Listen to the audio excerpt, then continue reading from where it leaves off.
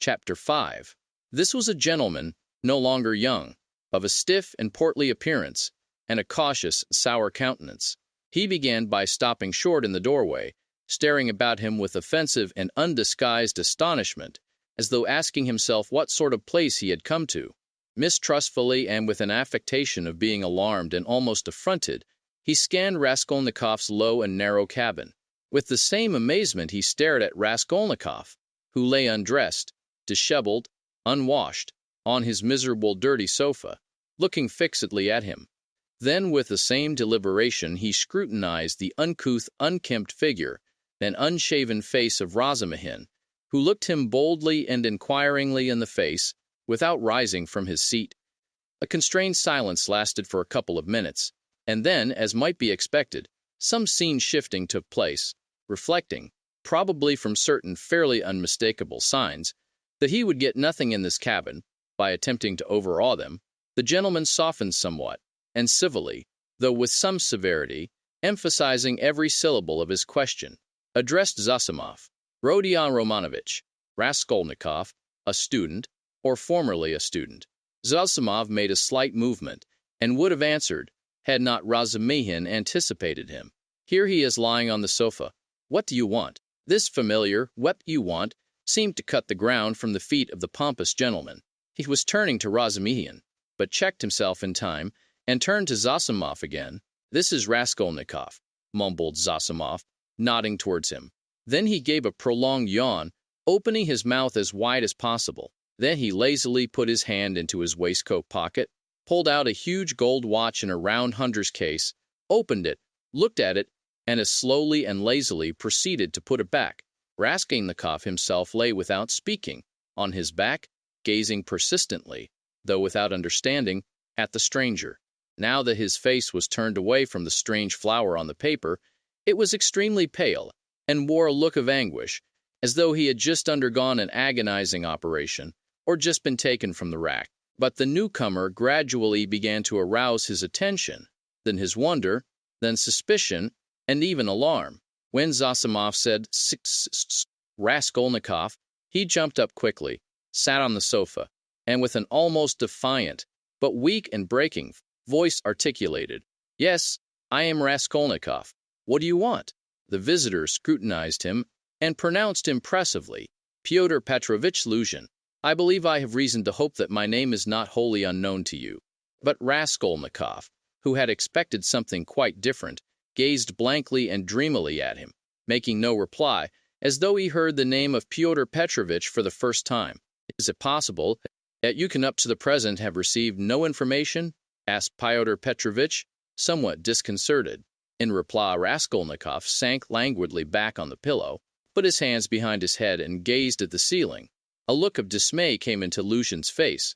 Zosimov and Razumihin stared at him more inquisitively than ever, and at last he showed unmistakable signs of embarrassment. "I had presumed and calculated," he faltered, "that a letter posted more than 10 days, if not a fortnight ago." "I say, why are you standing in the doorway?" Razumihin interrupted suddenly. "If you have something to say, sit down. Nastasia and you are so crowded. Nastasia, make room. Here is a chair. Thread your way in." He moved his chair back from the table, made a little space between the table and his knees, and waited in a rather cramped position for the visitor to thread his way in. The minute was so chosen that it was impossible to refuse, and the visitor squeezed his way through, hurrying and stumbling. Reaching the chair, he sat down, looking suspiciously at Razumihin. "No need to be nervous," the latter blurted out. "Rodia has been ill for the last 5 days and delirious for 3, but now he is recovering and has got an appetite. This is his doctor, who has just had a look at him. I am a comrade of Rodia's, like him, formerly a student, and now I am nursing him. So do not you take any notice of us, but go on with your business. Thank you. But shall I not disturb the invalid by my presence and conversation?" Pyotr Petrovitch asked Zosimov. "No," mumbled Zosimov. "You may amuse him." He yawned again. "He has been conscious a long time, since the morning," went on Razumihin, whose familiarity seemed so much like unaffected good nature that Pyotr Petrovitch began to be more cheerful, partly, perhaps, because this shabby and impudent person had introduced himself as a student. "Your mama," began Luzin. Razumyan cleared his throat loudly. Luzin looked at him inquiringly. "That is all right. Go on." Luzin shrugged his shoulders. "Your mama had commenced a letter to you while I was sojourning in her neighborhood. On my arrival here, I purposely allowed a few days to elapse before coming to see you, in order that I might be fully assured that you were in full possession of the tidings.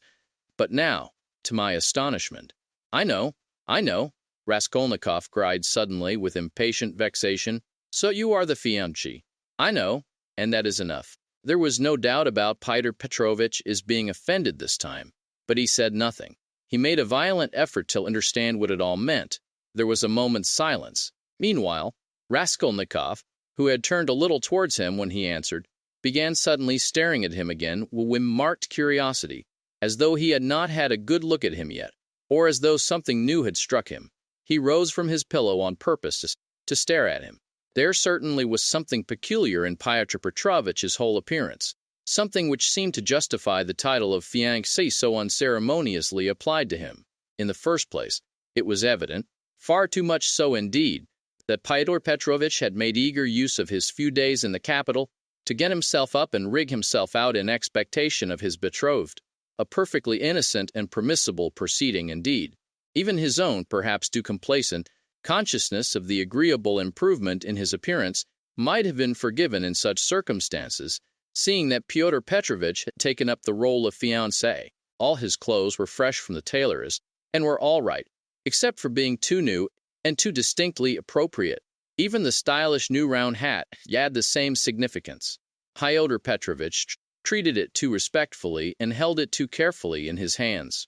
The exquisite pair of lavender gloves, real Louvain, told the same tale, if only from the fact of his not wearing them, but carrying them in his hand for show.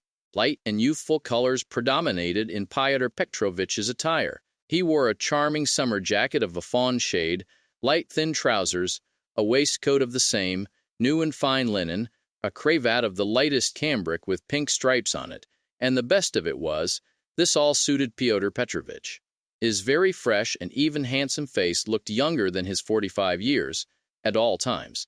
His dark, mutton-chop whiskers made an agreeable setting on both sides, growing thickly upon his shining, clean-shaven chin.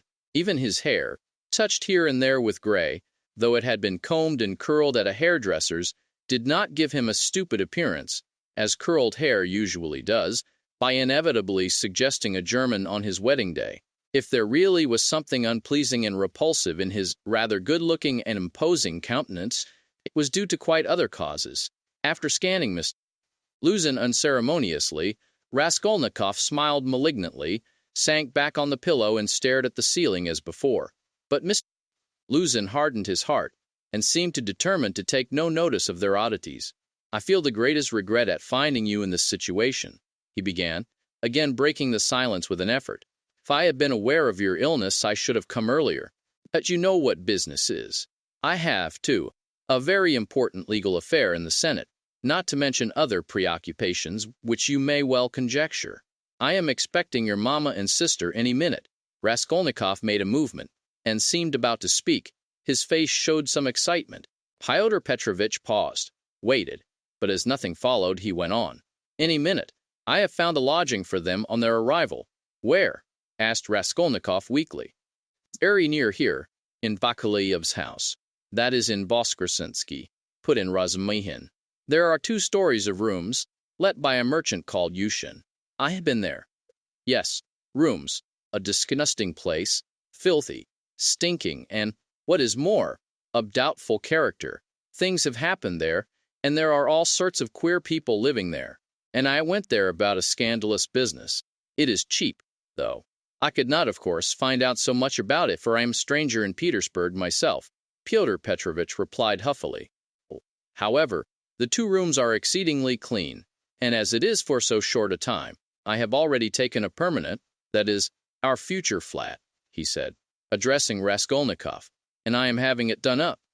And meanwhile, I am myself cramped for room in a lodging with my friend Andrei Semyonovitch Lebeziatnikov, in the flat of Madame Lipp of Exel. It was he who told me of Bakalaev's house, too. Lebeziannikov, said Raskolnikov slowly, as if recalling something. Yes, Andrei Semyonovich Lebeziannikov, a clerk in the ministry. Do you know him? Yes. No, Raskolnikov answered. Excuse me, I fancied so from your inquiry. I was once his guardian. A very nice young man and advanced. I like to meet young people. One learns new things from them. Luzin looked round hopefully at them all. How do you mean? Asked Razumihin. In the most serious and essential matters, Pyotr Petrovitch replied, as though delighted at the question. You see, it is 10 years since I visited Petersburg. All the novelties, reforms, ideas have reached us in the provinces, but to see it all more clearly, one must be in Petersburg. And it is my notion that you observe and learn most by watching the younger generation, and I confess I am delighted. At what? Your question is a wide one. I may be mistaken, but I fancy I find clearer views, more, so to say, criticism, more practicality. That is true. Zossimov let drop. Nonsense. There is no practicality. Razumihin flew at him. Practicality is a difficult thing to find. It does not drop down from heaven. And for the last 200 years we have been divorced from all practical life.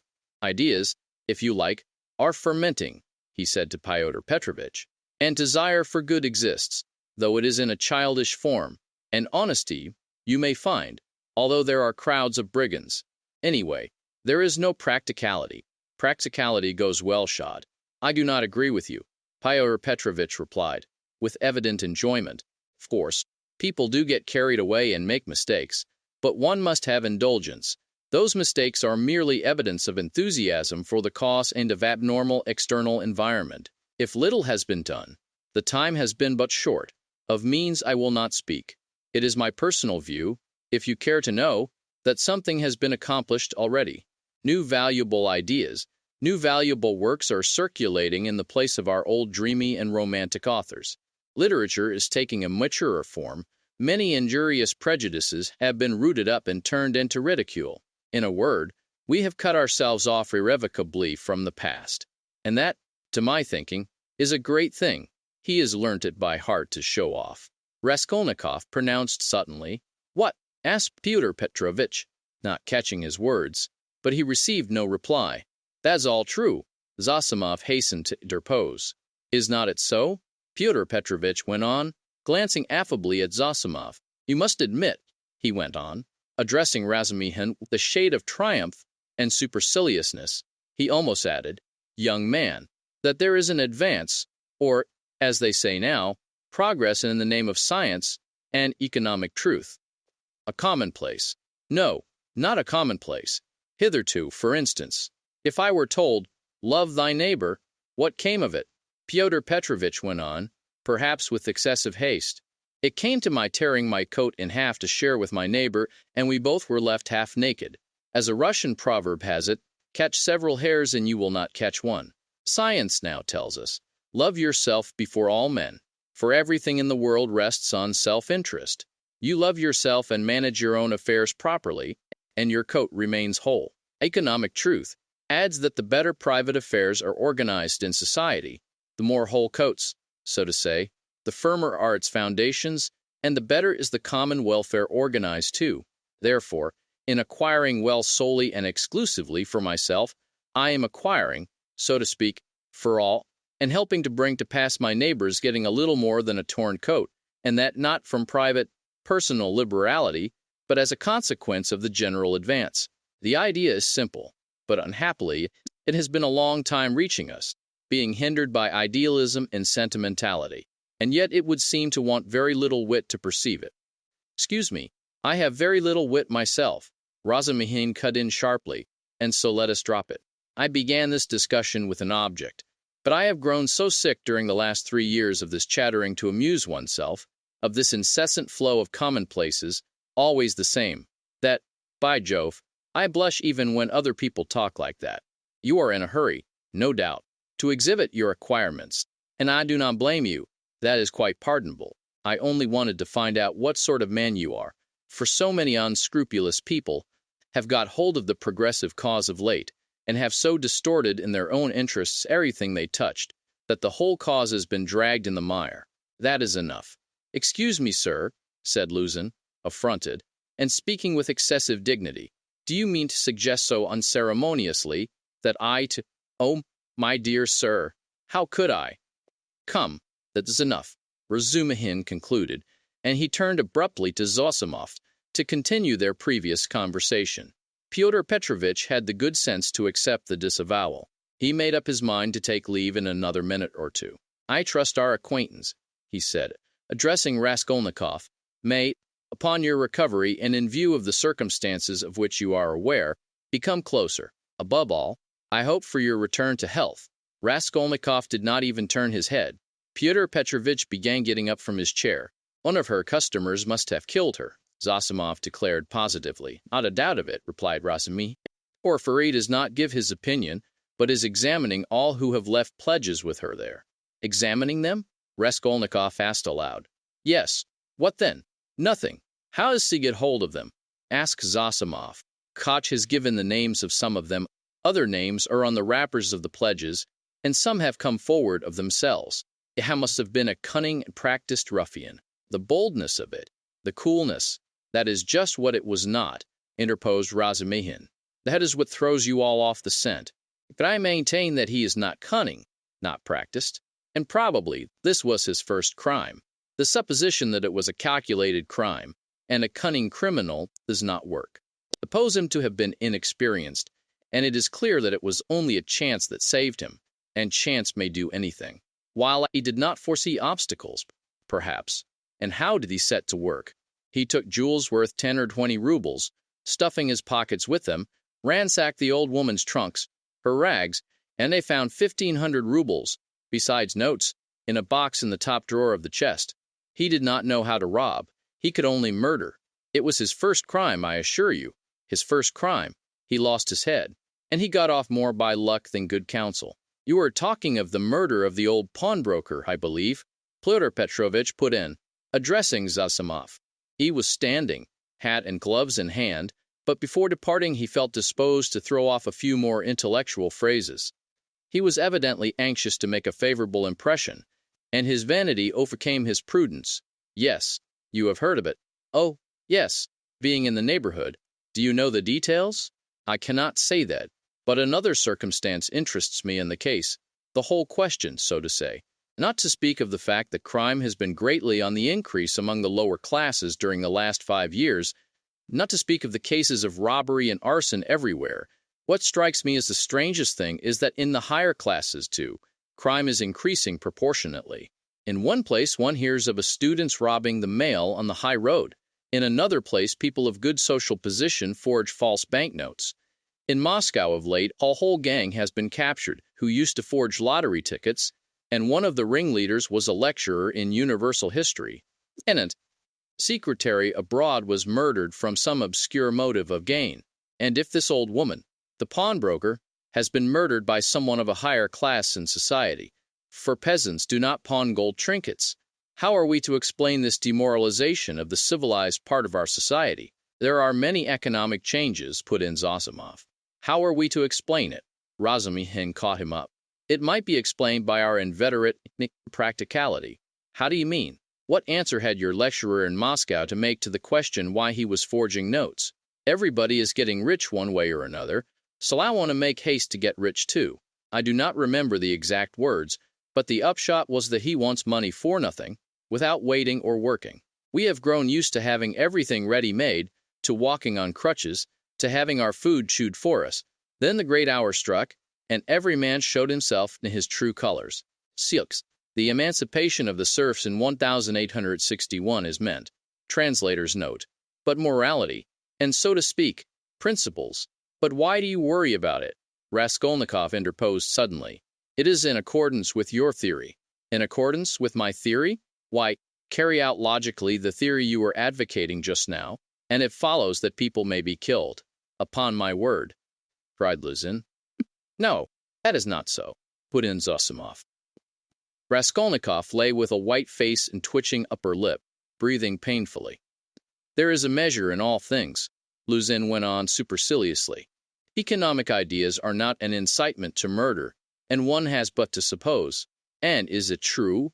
Raskolnikov interposed once more suddenly, again in a voice quivering with fury and delight in insulting him.